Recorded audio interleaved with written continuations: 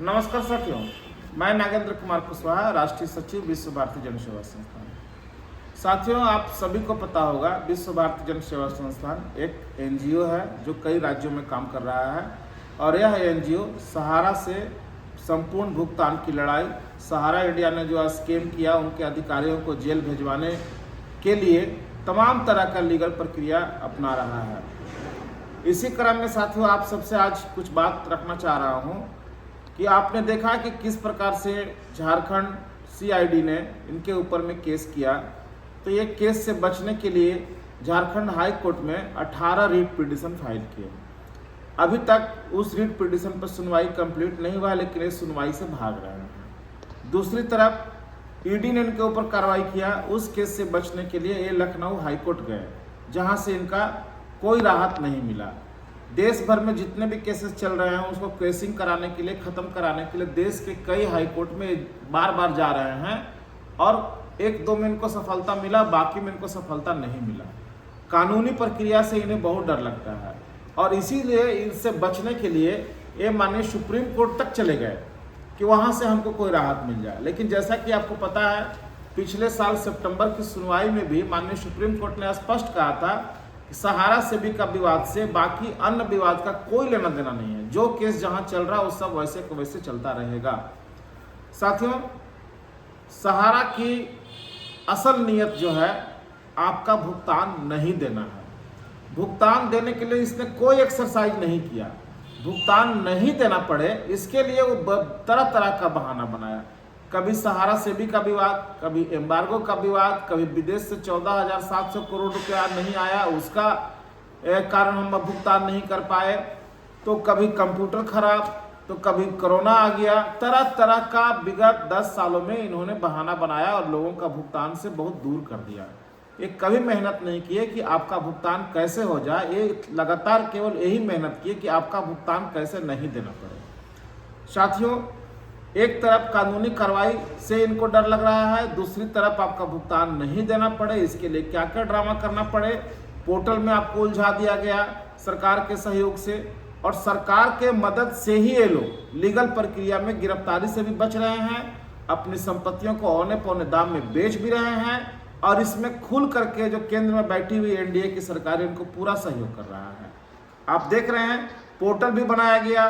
Portal पर पूरे देश भर के लोगों ने 1 लाख करोड़ से ज़्यादा का क्लेम किया। 99% क्लेम रिजेक्ट हो चुका, लेकिन उसके लिए केंद्र सरकार ने कुछ भी नहीं किया कि हाँ तुमने डाटा क्यों नहीं सही दिया, उसके ऊपर क्या कार्रवाई होगी। सहारा के एक भी अधिकारी को गिरफ्तार करने का नहीं काम किया। जैसे एक संजीवनी के रूप में केंद्र में बैठी हुई जो नरेंद्र मोदी और अमित शाह की सरकार है, ये इनको लगातार संजीवनी दे रहा है और जिससे लोगों को ये देश के तमाम लोगों का 5 लाख करोड़ रुपए ज़्यादा हड़पने के लिए आतुर है। बाकी जो संपत्तियां हैं उसके औने पौने दाम में ये अदानी ग्रुप को ही बेचना चाह रहे हैं। आपको लगता है कि जो इनको संजीवनी दे रहे हैं, अगर वैसे लोग फिर से सत्ता में आते हैं, लगातार हर स्टेट में वो आते हैं, तो आप अपना भुगतान की लड़ाई और लीगल कार्रवाई से बहुत दूर होते चले जाइएगा और इनको मजबूती मिलना शुरू हो जाएगा। इसीलिए इस वीडियो के माध्यम से आप सबसे आग्रह करना चाहूँगा कि जो संजीवनी मिल रही है उस संजीवनी को बंद करना ही पड़ेगा। आपने देखा होगा रामायण में रावण एक बहुत बलशाली था, उसको ताकत के साथ साथ उसको एक अमर होने का वरदान भी मिला हुआ था और वो वरदान था उसके नाभि में जो अमृत था वो, और उसके ऊपर कितना भी अटैक कीजिए उसका 10 गर्दन था, जितना भी गर्दन काट दीजिए लेकिन उसका मौत नहीं हो रहा था। इसलिए नहीं हो रहा था कि उसके नाभि में अमृत था। और जैसे ही भगवान राम को बात पता चला कि उसके नाभि में अमृत है, जब नाभि को सुखा देंगे अमृत से तभी इसको मार पाएंगे, और तभी वो तीर मारे उसके नाभि पे और अमृत को सुखाए, तब जाकर के उसको गर्दन काट के उसको मार पाए। मैं एग्जाम्पल ये आपको इसलिए दे रहा हूँ कि सहारा इंडिया के नाभि में जो अमृत है वो नरेंद्र मोदी और अमित शाह की सरकार है। इस अमृत को जब तक नहीं सुखाइएगा तब तक आप पेमेंट से बहुत दूर रहिएगा। न इनके ऊपर बहुत कठोर कानूनी कार्रवाई हो पाएगी और न आपका संपूर्ण भुगतान हो पाएगा। आपने देखा जिस प्रकार मध्य प्रदेश में क्या नाम है, उत्तर प्रदेश में, राजस्थान में, कई राज्यों में बहुत सारी कानूनी कार्रवाई इनके ऊपर में चल रहा था, लेकिन लोगों ने वहाँ पे नोटा का प्रचार कर दिया राज्यों के इलेक्शन में, और परिणाम वहाँ भाजपा की सरकार आई और तमाम केस धीरे धीरे खारिज होते चले गए। जो भी इनके अधिकारी थे सब जेल से बाहर आ गए। उसी प्रकार झारखंड में भी हम लोगों ने इस चीज़ का एहसास किया था, और हम लोगों को लगा था कि अगर झारखंड में भी ये सरकार आ जाएगी तो हम लोग यहाँ कोई कानूनी कार्रवाई इनके खिलाफ में नहीं कर पाएंगे। और हम लोग समय रहते हुए सचेत हो गए थे और झारखंड विधानसभा चुनाव में एनडीए को हरवाने का काम किए, तब जाकर के यहाँ कानूनी प्रक्रिया मजबूत हुई। अगर भाजपा की सरकार होती तो कहीं ना कहीं वो कानूनी कार्रवाई कमजोर होता। आज मैं बिहार के तमाम उन साथियों से आग्रह करना चाहूँगा जो कल वोट देने के लिए जाएंगे, क्योंकि 5 साल जो होता है आपका राजा बन जाते हैं, आप जिसको वोट दे देते हैं वो जैसे चाहते हैं वैसे आपको लेकर चलते हैं, लेकिन एक दिन का राजा आप हैं। कल जो सहारा इंडिया के नाभि में जो अमृत बैठा हुआ है उसका सुखाने का दिन है। कल जो भी वोट आप लोग करें अपने लिए करें, किसी नेताओं के लिए मत करें।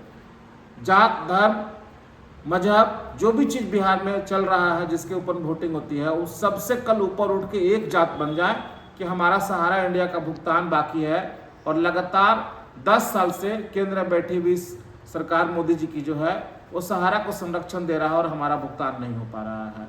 उसको दिमाग में रखते हुए ही कल का वोटिंग करें। और इसमें स्पष्ट है कि आपकी कानूनी लड़ाई में महागठबंधन के लोग बहुत मेहनत किए हैं, चाहे वो झारखंड में हो या बिहार के जो नेता हैं हमारे माननीय सांसद सुदामा प्रसाद जी जो महागठबंधन के हैं, और लगातार आपकी बात सदन में रखने का काम किए हैं। बिहार सरकार में बहुत सारे नेतागण हैं जो प्रत्यक्ष अप्रत्यक्ष रूप से इस लड़ाई में हम लोगों को महागठबंधन के लोग बहुत मदद किए हैं। आज उनके बदले अगर उनको वोट न दिया जाए और उनको सत्ता से मरहूम कर दिया जाए तो हमको लगता है कि ये बहुत नाइंसाफ़ी होगी कि जो आपके लिए खड़ा है और आप उसके लिए खड़ा नहीं हो रहे हैं, तो आपके लिए कोई काहे को लड़ने जाएगा। ऐसा एक भी एग्जाम्पल्स नहीं है कि जो सत्ता पक्ष के लोग हैं वो आपके लिए लड़े हैं। उल्टा माननीय मुख्यमंत्री नीतीश कुमार जी के पास जब सहारा के लोग गए थे भुगतान मांगने के लिए, तो उन्होंने डांट के भगा दिया था कि प्राइवेट कंपनी में पैसा क्या हमसे पूछ करके जमा किया था। इस बात को जरूर याद रखें। तो साथियों, महागठबंधन के लोग, चाहे वो माननीय सुदामा जी हों या अन्य नेता लोग हों, और महागठबंधन के लोग अपने मैनिफेस्टो में भी लिए हैं, CPI-ML के लोग भी लिए हैं और RJD के लोग भी लिए हैं कि हम आएंगे तो कानूनी लड़ाई में आपका साथ देंगे। बाकी एनडीए के लोग कहीं आपका मुद्दा नहीं बनाए हैं कि हम आएंगे तो आपका भुगतान कराएंगे। झारखंड में कहे थे लेकिन ये बातें झूठी निकली। तो साथियों, मैं इस वीडियो के माध्यम से तमाम चीज़ों को संक्षिप्त में रखने का काम किया हूँ, और तमाम बिहार के कल के मतदाताओं को, जो लोग सहारा पीड़ित हैं, जो सहारा से पीड़ित हैं, उनमें इतना मादा है कि वो चाहें तो कल सरकार बदल दें। तो सब लोग वहाँ पे भाजपा सरकार एनडीए को वोट न दें और सब लोग महागठबंधन को वोट दें, ताकि बिहार में जो कानूनी प्रक्रिया हम लोग लड़ने के लिए जा रहे हैं उसमें हम लोग को ताकत मिले, मजबूत हों, और ये रावण रूपी राक्षस जो सहारा इंडिया है इसको हम लोग मार सके, इसको गिरा सके, और इसके जो हलक में हमारा पैसा है उसको हम लोग ले सकें। तो मैं तमाम बिहार के मतदाताओं को जो सहारा पीड़ित हैं उनसे आग्रह है कि कल का दिन बहुत अहम है। आप एनडीए को वोट न करके महागठबंधन को वोट दें और सहारा से चल रही लड़ाई को मजबूत करें। धन्यवाद साथियों, नमस्कार, जय हिंद।